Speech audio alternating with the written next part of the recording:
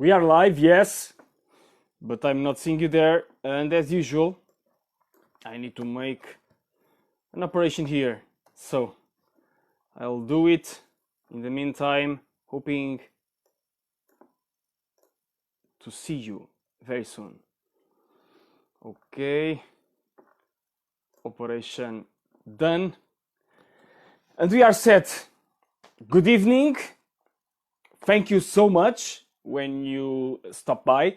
I will talk today, as usual, about a purpose driven perspective about life, about your own path of purpose, about your journey. And of course, today's theme is purpose driven politics. And why? Why am I going to talk about politics if, and welcome Julieta one more time. Why am I going to talk about politics if I'm not a politician?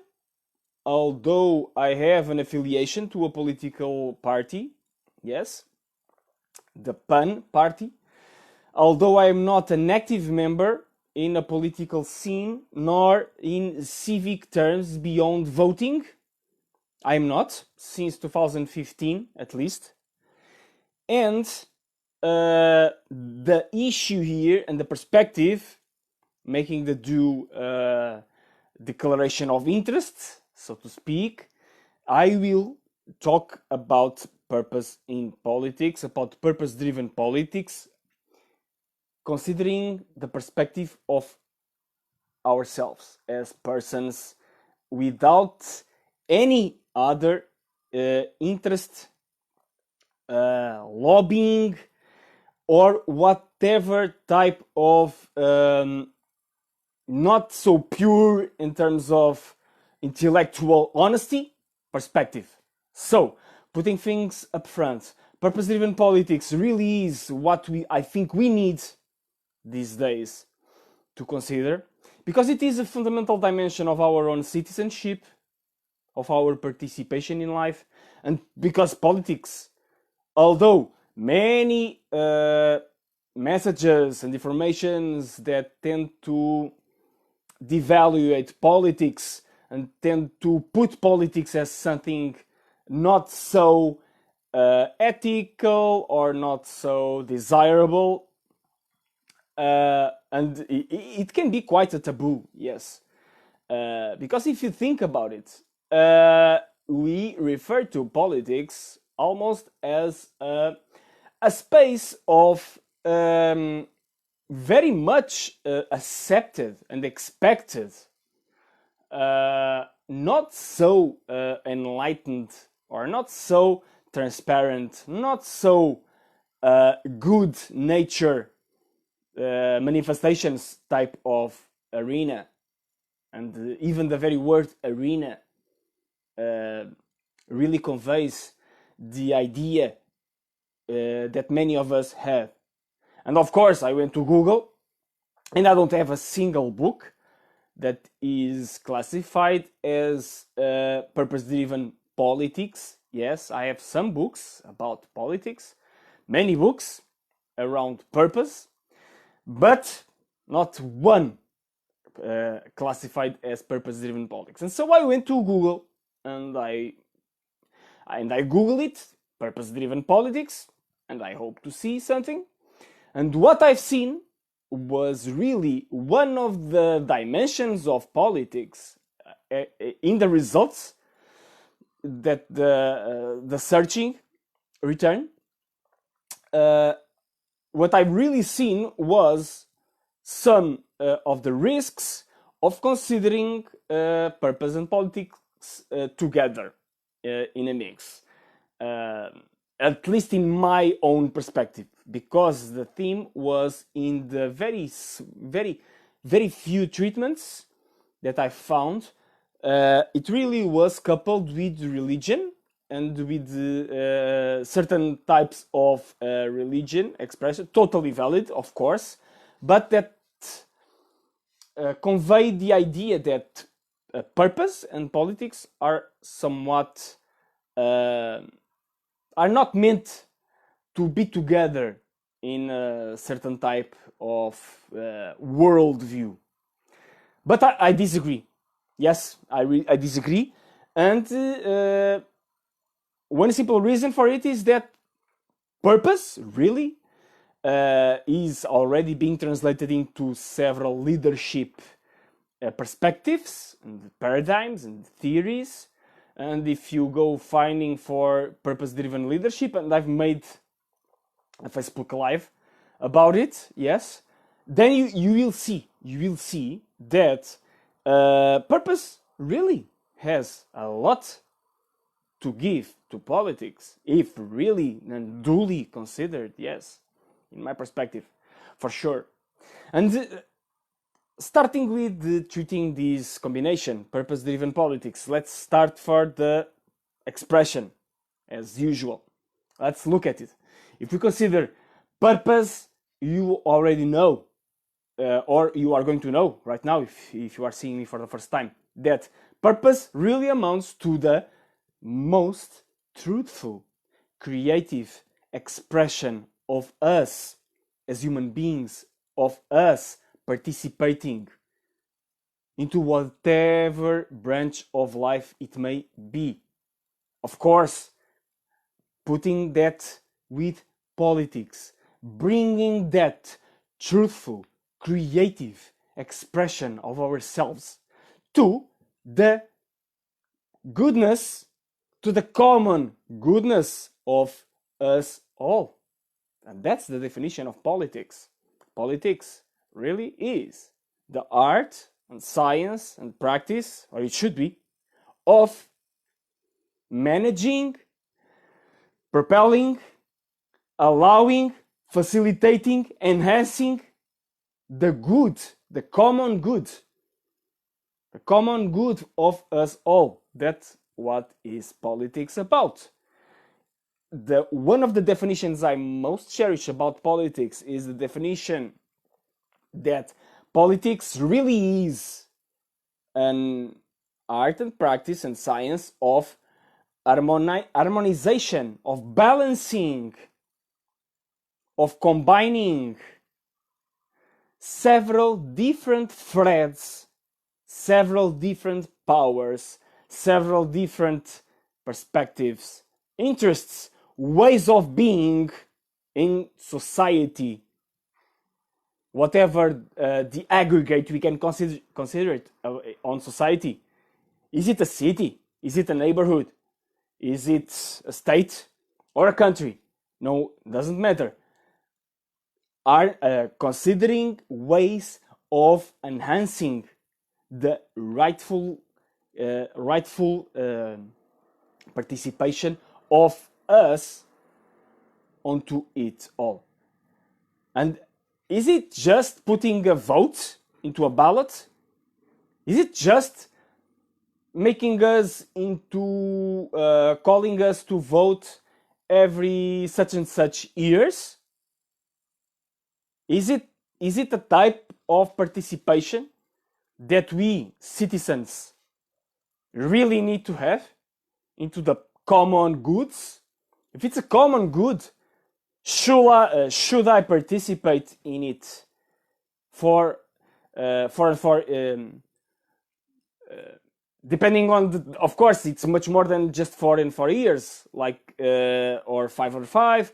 It's different because you can combine several different elections. But is it just on casting the vote that we participate? Of course not. Not in my perspective, at least. Not in my perspective. And much less if we consider the democratic system as such. And if we consider the concept of democracy as valid, democracy is the power in the demos, in the people, which is people, in Greek, demos. So, democracy is the power in the people. Do we really exert our own power as such? Just putting a vote into a ballot? Of course not. As such, we are called forth, and in very pronounced manner these days, for sure. In these COVID-19 days, we are called onto reflecting what type of a participation that expresses my very best self can I give beyond the voting type of participation, of course, which is a medium that we have. But are we going to stick just for the vote? Or are we going to access our own way of contributing to society for the common good? Because that's politics. Let's not forget it. Politics arose by the Greek definition of polis. Polis means city. And the concept of political citizenship in ancient Greece is like the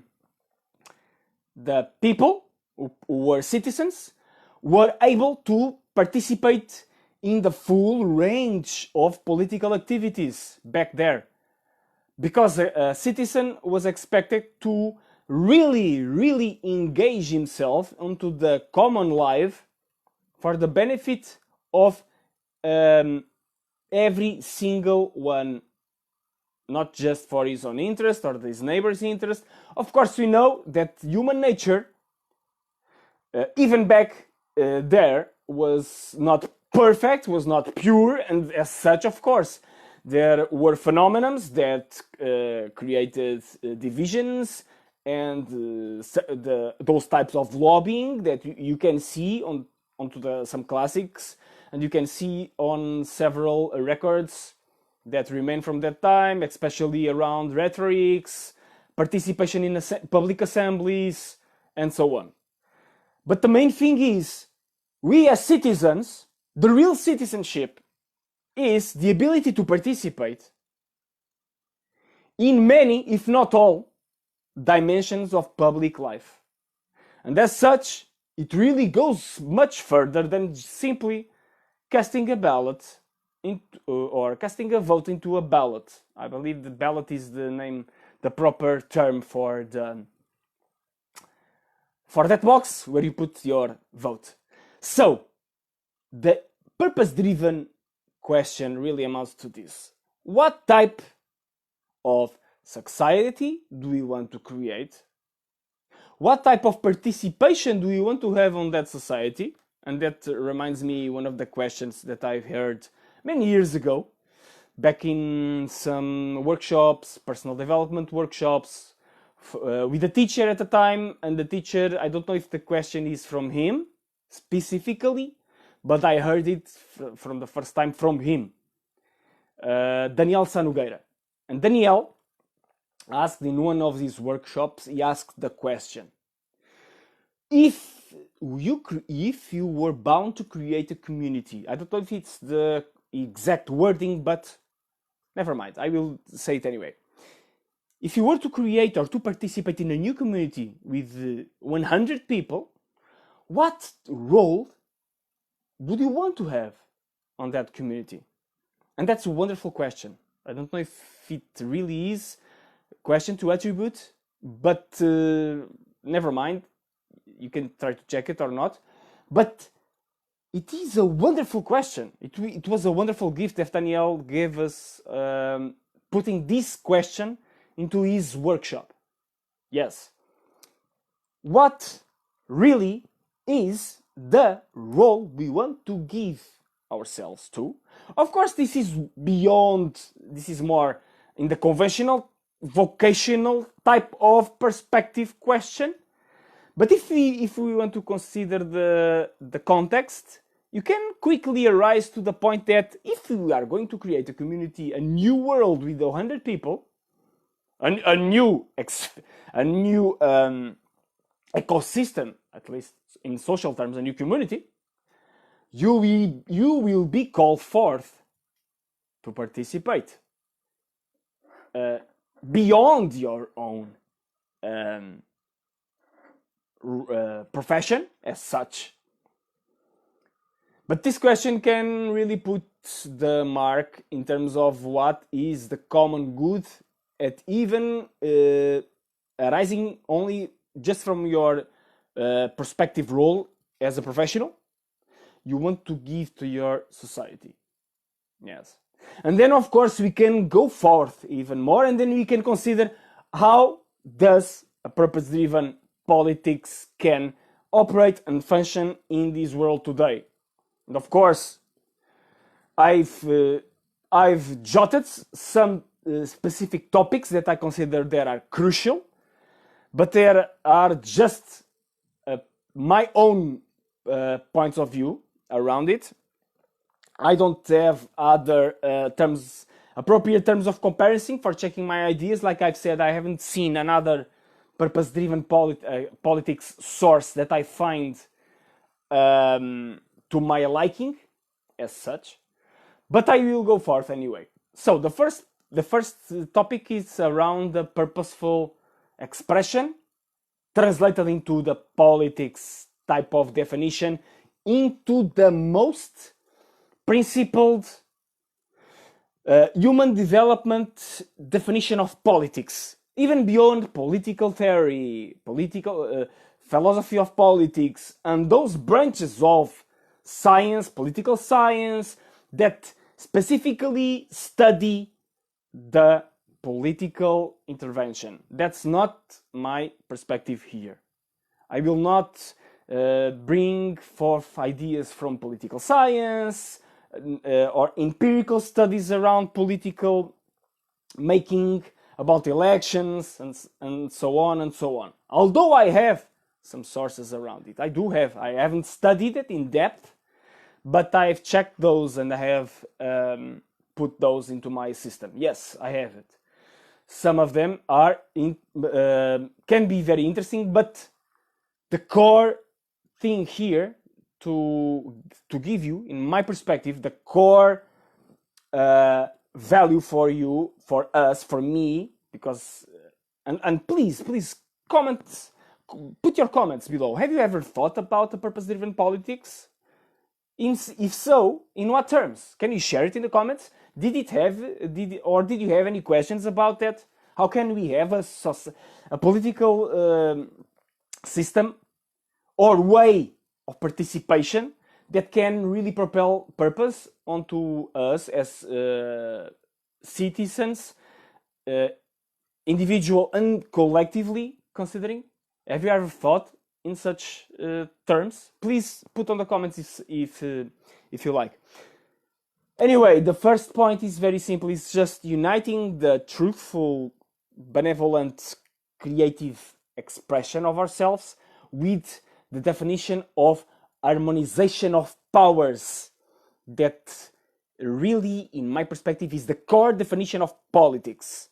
The reunion of powers in a way that allows and propels the truthful creative expression of the human being. That is, if I would to elect or to have a definition for the purpose-driven politics, is this one.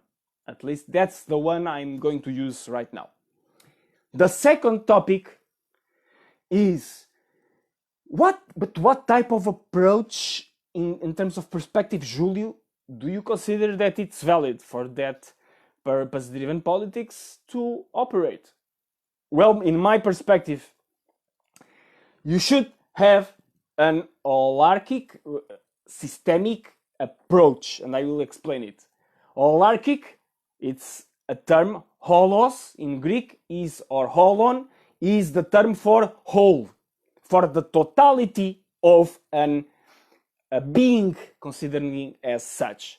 If you prefer, it's like an integral perspective on politics, on the common good of individuals and organizations and collectives. Better said than organizations, collectives. Yes, aggregates. So the holarchic approach the holarchic approach is the approach that considers beingness in full, not as subsystems of or parts of, is the approach taken by people like Ken Wilber, even back taken by people like Dan Rudyard, or taken by people like Mr. Ian Smuts, and many others that I will not mention them because that's enough for our purposes. Holarchic is holon is wholeness, and systemic is considering how that wholeness, which is the same word for sacredness. Notice that the same word for whole, for wholeness, for totality, is the same word for sacredness. So considering the totality of another being is really considering the sacredness of his being, which really amounts to being purposeful driven. And that really amounts to what? To bring sacredness into politics, which is its place. And of course, that brings the risk altogether at the same time of this being seen like a religious type of approach, which is not the case, because it's not the prerogative of any religious institution, in my perspective, to intermediate our own participation as sacred beings onto the common goods realm. As such, let's make it very clear that the purpose-driven politics that I'm talking about is about seeing sacredness in every single being, and the holarchic perspective, which amounts to the integral perspective, and Ken Wilber uses both terms, yes, coupled here with the systemic view, which is the systems thinking type of approach, which simply states that if we want to change anything into a reality, into a being, into the participation of a being into the reality, into the context that influences the being, we should considering the whole of it, we should considering how the system produces energy, translates that energy into fuel for all its parts, fuel, nutrients, whatever language that you want to consider, and what are the drivers of the health of that system. Just to put it very simple terms.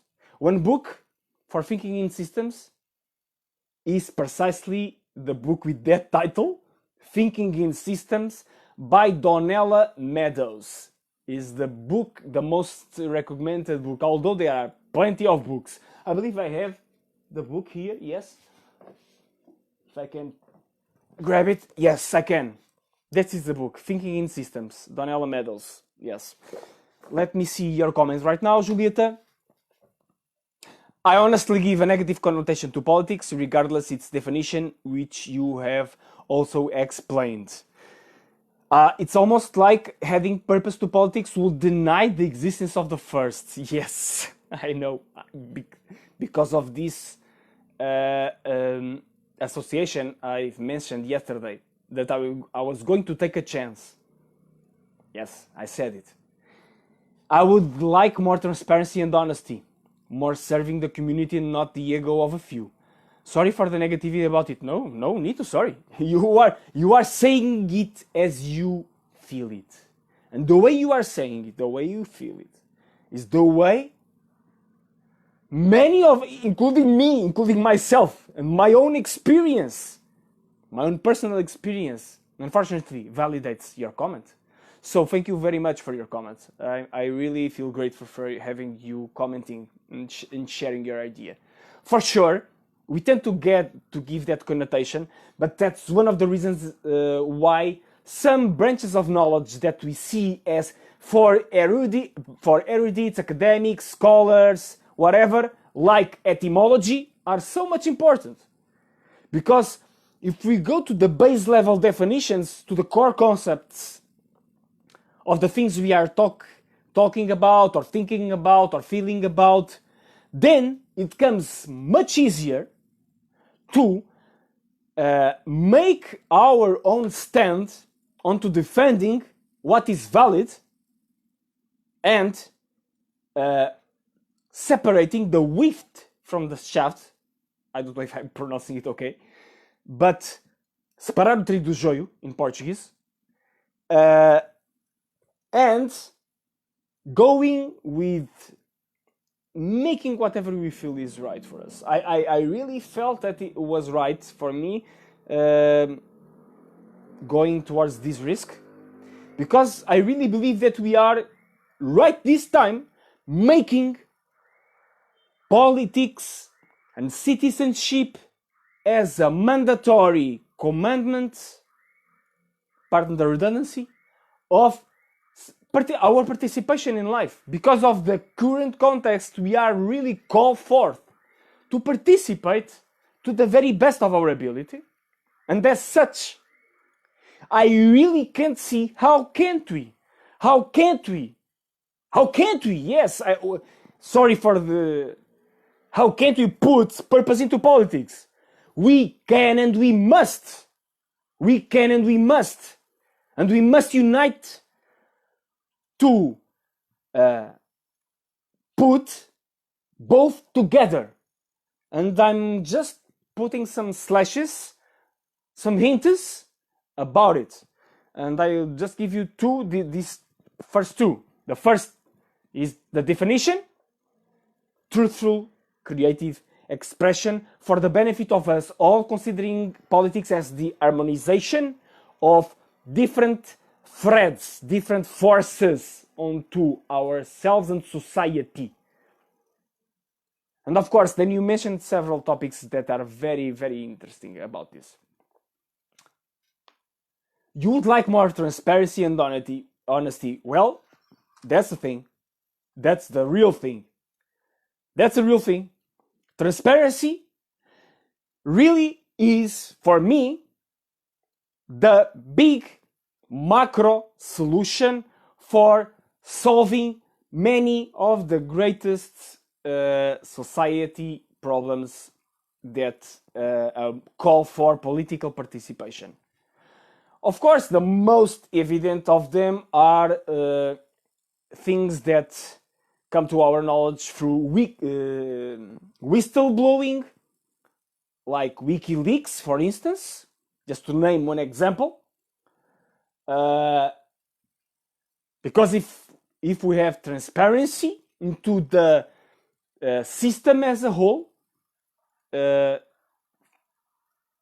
course, how can we have offshores if we have real transparency? If we have a common ground into checking and seeing how our capitals and money transferred from countries to country, from organization, and if it's pervasive to every single agent, and every single agent onto the system can see and check where other agents stand, what will it happen? Let me tell you what is my opinion. The change would be so profound, would be so radical, that society as we know it would completely transmute itself very rapidly. Even, and I've already thought about it some years ago, even with the transitional period in which the most gifted in terms of external power in this society would have the opportunity to address and correct their common practices in a period like, I don't know, like 5 years, like a transition period, after which the curtains are open and every single agent is bound to see implementing the simple tools of transparency that already are in place today. Yes. And this idea carries a big and major risk around Big Brother, global surveillance, and those risks that we have already being seen, being treated right this moment, yes, but at the same time, like they say in my industry, like they say in self-help and personal development, human development as such, the bigger the light, the bigger the shadow, the bigger the possible gains, the bigger the risks for humanity. But for sure, the transparency issue, it really is a great issue. And I really believe that full transparency can really address the problem of ethics, the problem of honesty, almost like a miracle.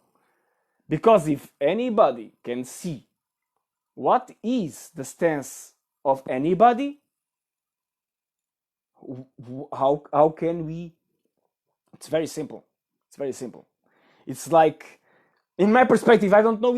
I'm not saying that it's because for us to go to a place like that and to make it in a way that was respectful of human liberties and human freedom and human deepest values would be an incredible challenge, I believe so. At least that's my perception at this time. And so, of course, this idea is dismissed, or can be dismissed, the total transparency idea can be dismissed like a rambling, utopian type of advice. But maybe some here, maybe it will possible, maybe it will possible one day. I believe so. Anyway, like other principles that I would like to stress around purpose-driven politics. One is the eco-humanistic worldview. I believe you can't have purpose-driven politics without that. And what is an eco-humanistic worldview? I'm influenced by the ideas of Mr. Charles Eisenstein, especially because I'm reading it at the moment, and because I still need to have my dual time, just to make myself pretty much upfront about it, to fully exercise my negative capability inside myself, considering one idea and the opposite of it in due measures. But I really find the concept of techno-humanism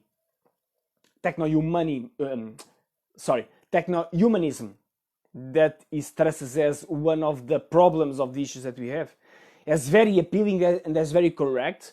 And I tend to put the idea of eco-humanism onto the other side of the equation, if you want to create a polarity. At one side you have the pervasive idea of techno-humanism that says that technology will solve all the problems for humanity if we just can control the forces of nature that threaten us. Because nature is dangerous, the forces of nature are dangerous for us, humanity, as a whole and as individuals, so we need to control those. That's the techno-humanistic. And then the eco-humanistic says, no, we are getting it wrong. The eco-humanistic says, the forces of nature are for us to acknowledge, understand, and make duly use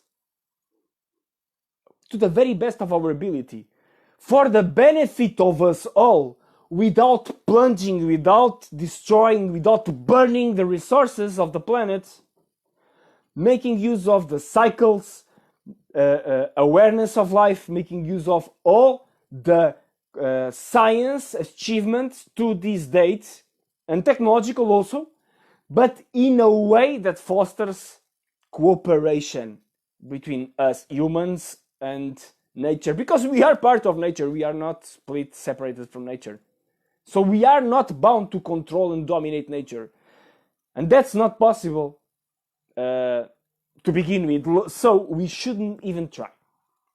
That's the perspective that I'm stressing here. The perspective that I already talked about in different and several other Facebook Lives, and that's the idea that I want to stress here. The use of the science and technology powers that we already achieved in a way that really is purpose driven.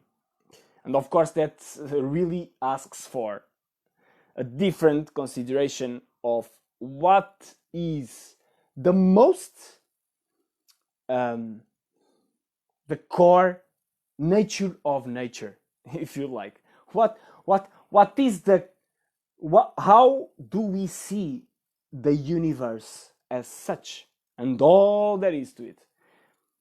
Do we have a worldview into the frightening slash scarcity type of worldview?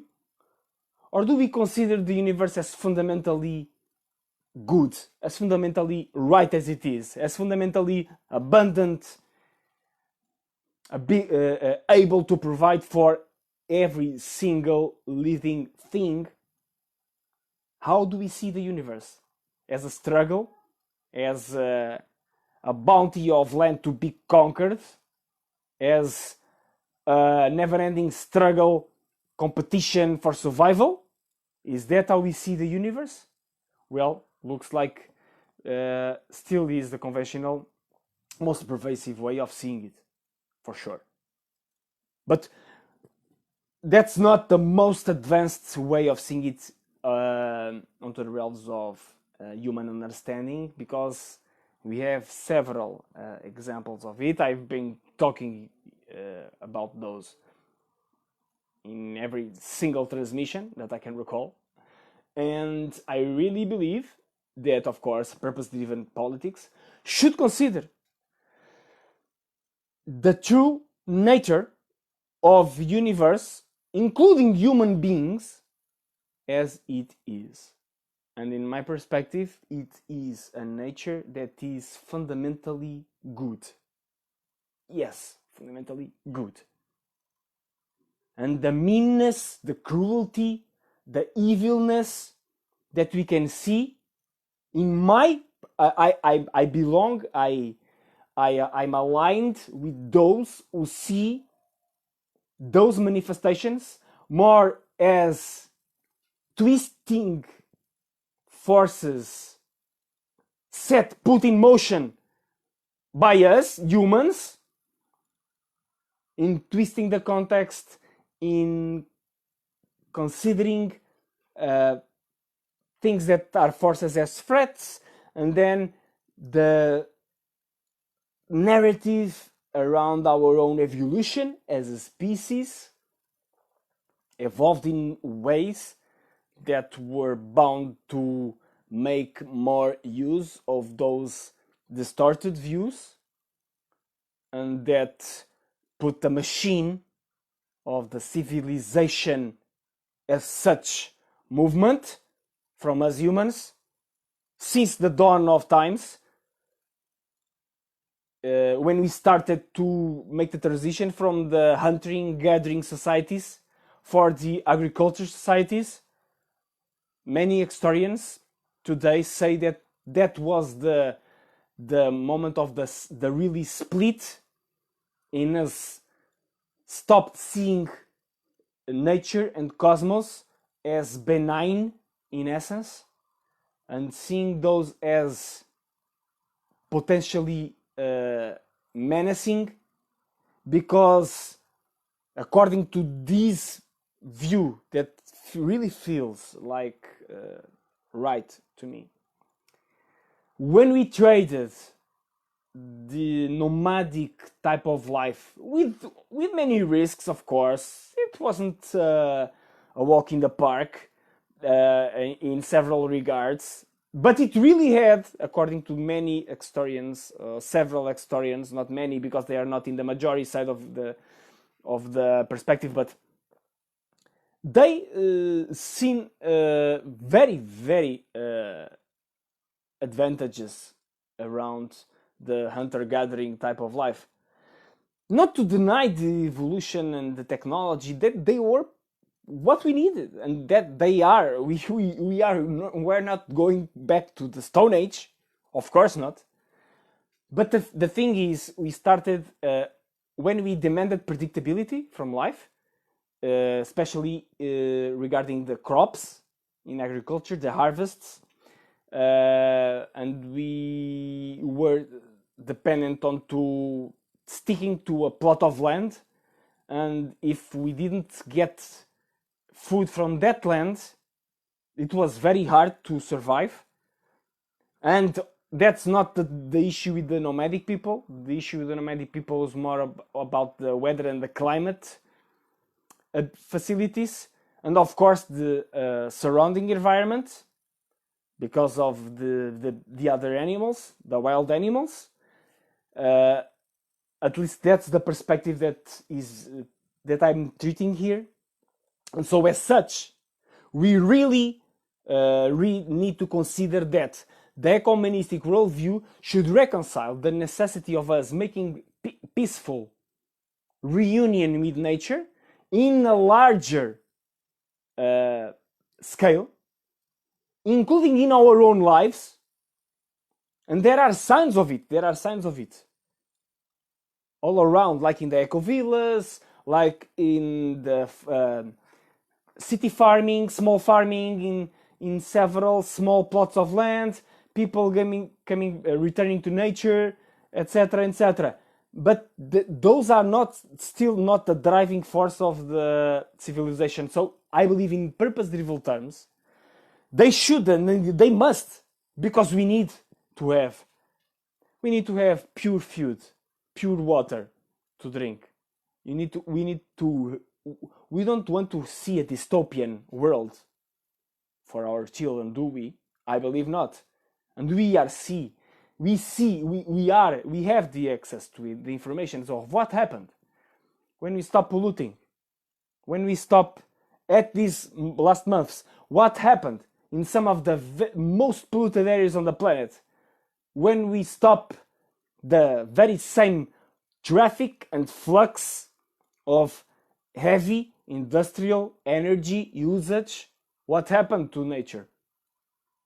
It flourished. So that's something that should be kept into place. Of course, what is the dilemma? The dilemma is, how can we have sustainability, food supply? How can we have basic necessities of life taking care for ever more humans without wasting resources and without famine, without hunger, without scarcity? Of course, but it all begins with here, and here in the heart.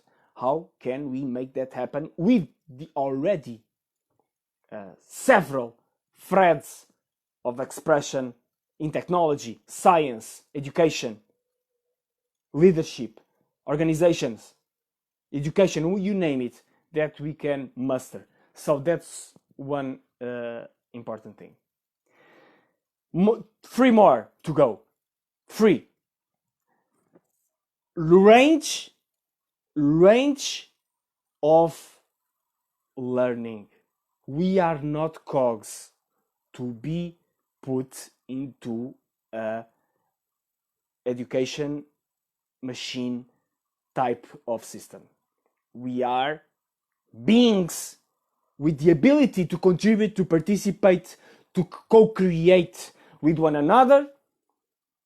We are much more than simply conforming with following instructions, no matter what type of instructions and what context those instructions may arise. And we are not bound to be treated as children, unable to cope with the realities of life that just a few enlightened can bear. No. And unfortunately, those few, they are many times miserable. And that's one of the ideas that I cherish the most about Mr. Eisenstein's treatments, is that he acknowledges with empathy the real burden that happened when we put onto others, even onto those who sometimes betray public trust and who do not properly respect humanity rights, why they do it? Well, are they happy doing so? Or are they doing so out of a scarcity mentality, at all costs, do or die, eat or be eaten way of seeing the world and of competing on that arena? I believe the answer is very clear. So how can we take back our power? Considering our own power, of course. And how can we consider our own power? Going for learning strategies and applying those strategies in the education realm of life, within or without the school as such, that considered several dimensions of life, and that in a sense can put us in some sort of renaissance, individually and collectively, going nearer the ideal citizenship of the Greeks. That's my thing. Because if we can do so, then we can integrate that with the paradox of expressing our very best selves, but in a way that sets us free. Because it's not only that genius or that amongst millions that can do so. No! It's the majority of the human beings that, to the eyes, to the lenses of us today, are genius. Because humanity really is and has, and I've said it in another life, has genius, pure genius. If you have mastery of understanding of human nature, you can't disagree with this. I'm sorry, and now I'm being a little more absolutist. It really comes to understand that we are really all geniuses, manifest or not. And of course, there can be many layers of covering that genius, and that really is needed to unfrozen it, to unleash it, to ignite it, in order for that to come forth in many of us, of course, because we are bound to such socialization, many other, we have already talked about it, practices that are not are not native of our true nature. That, of course, we can't acknowledge that. Of course, it's easier for me to point the finger to that guy. Oh, that guy is the genius. I'm not. I don't. He knows better than me. He can do it. No. He can participate better in that or that type of area of life. But because it's his purpose to do so, and you don't need to go to such a length of participation, because your purpose naturally brings you to other type of participations where you are really much needed, and because it's your place. So that's the thing here. So I believe range instead of specialization, as we have it, like in this Tayloristic still type of world. Yes. And some people already said it, and I'm recalling Mr. Mark Cuban, that said something which was some sort of a bomb some years ago in the entrepreneur world. He said that he recommended that people studied philosophy instead of programming.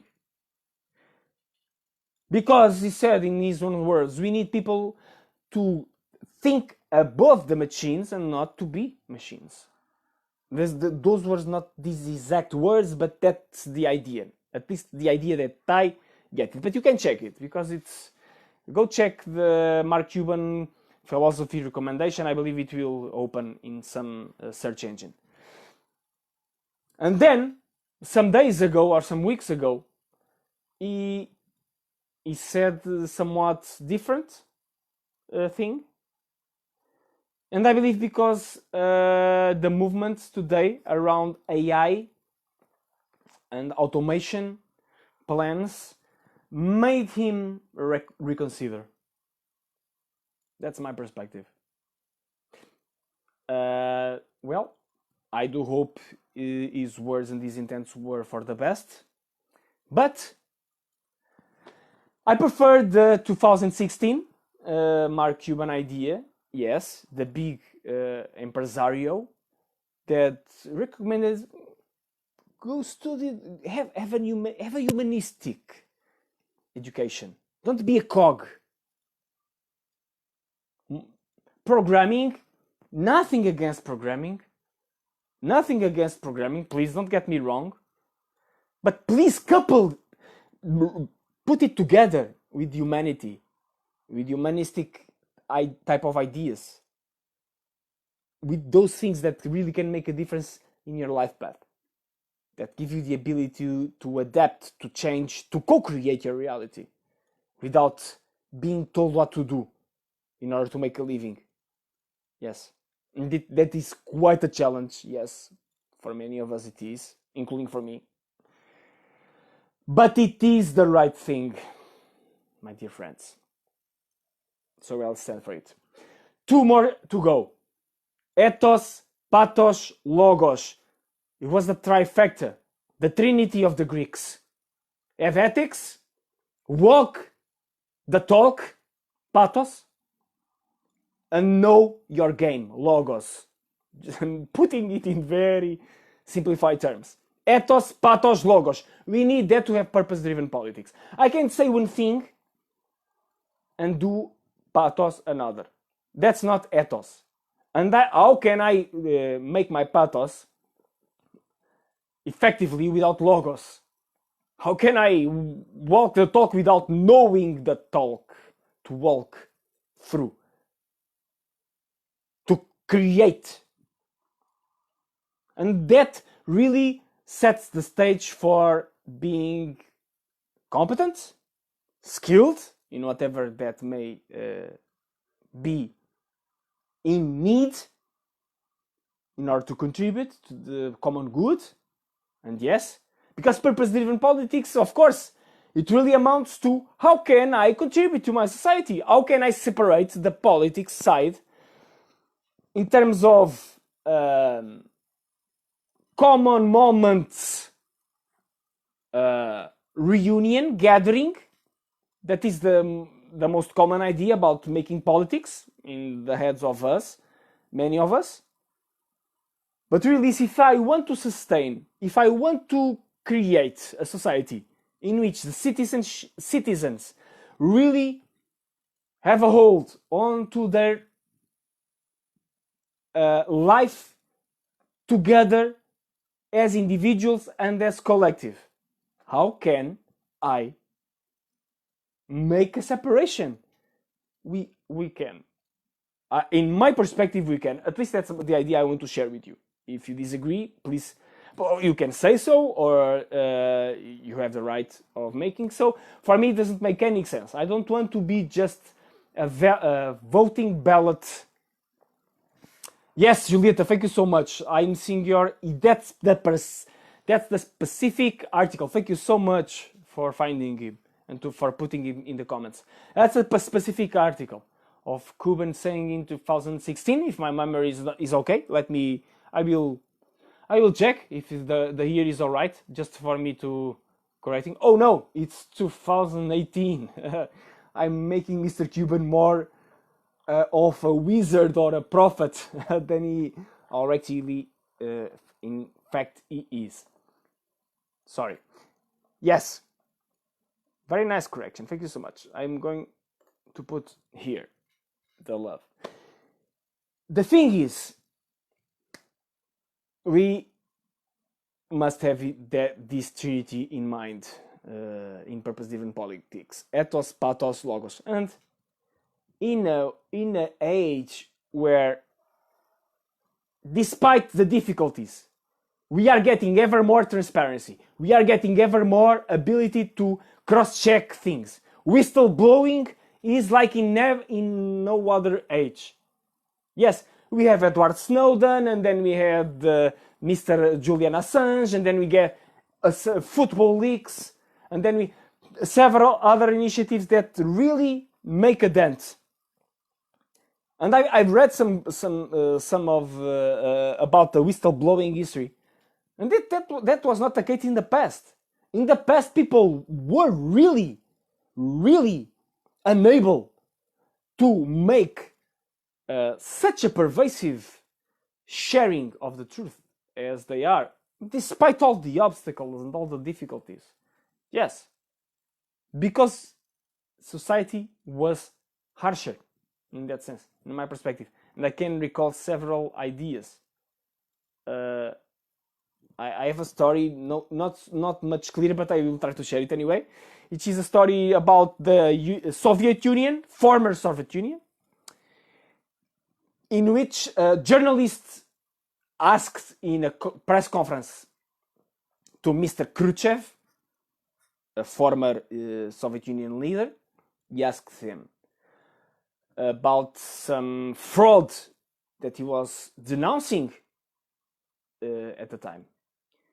And he was already a leader. He said the previous regime committed that and that and that fraud, that and that crimes. And then the journalists mustered his courage and asked him, but why haven't you said it before? And the journalist wasn't in the first rows. He must be in the backstage or in the remainings of the room. And so Khrushchev asked, who said that? Who said it? And the journalist went afraid and he shut his mouth. Or her mouth. I don't know if it was a gal or a girl. And then some moments of silence onto the room. And then he answered, that's the reason. You have your answer. That's the reason I haven't said anything at the time. And of course, he was said, if I said it at that time in the former Soviet Union, I was bound to be silenced terminally by some political, some public agency that we thought would terminate his life. And we know what are the difficulties, some of those at least, that Mr. Edward Snowden and Mr. Julian Assange are living for doing what they have done as whistleblowers. Do we want to continue to conform in a society that people who reveal and disclose the factuality in terms of records of what happened to the benefit of the common good are bound to run away, to hide in embassies, to live there to the rest of their lives, or to never see their homeland again? Of course not. This is a rhetorical question. We don't want... The majority of us don't want that, because the majority of us don't benefit in any way from that sort of practices.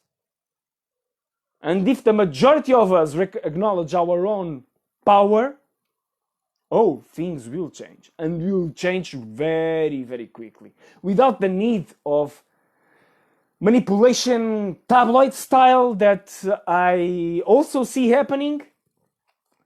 Or maybe it's needed from some of the people who consume that type of content, informational content. Maybe those type of movements have their way. Maybe they have their utility these days. Maybe they are providing much due service for those tabloid soccer game entertainment type of participation, arouse from their sleep and begin contributing to the very best of their ability, one day at least. But of course I don't revel onto that practice. I don't have the skills for it. Also, my being is not suited for that. I'm not of that type. But I don't want to. I see many risks onto that. I can see some advantages, but I really prefer that the last topic I was going to talk about could be really be made ingrained into every single human being, which is the abundance worldview, abundance paradigm.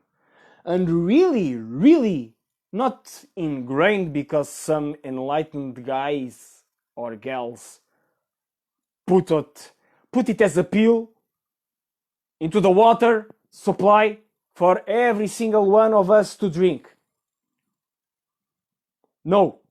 And that reminds me another fairy tale. A fairy tale of a king with a goddess, with the queen. And they had several great ideas for the people, but their people were not bound to take them. And so they decided to go to a well. I'm short circuiting the story because we are bound to finish this live.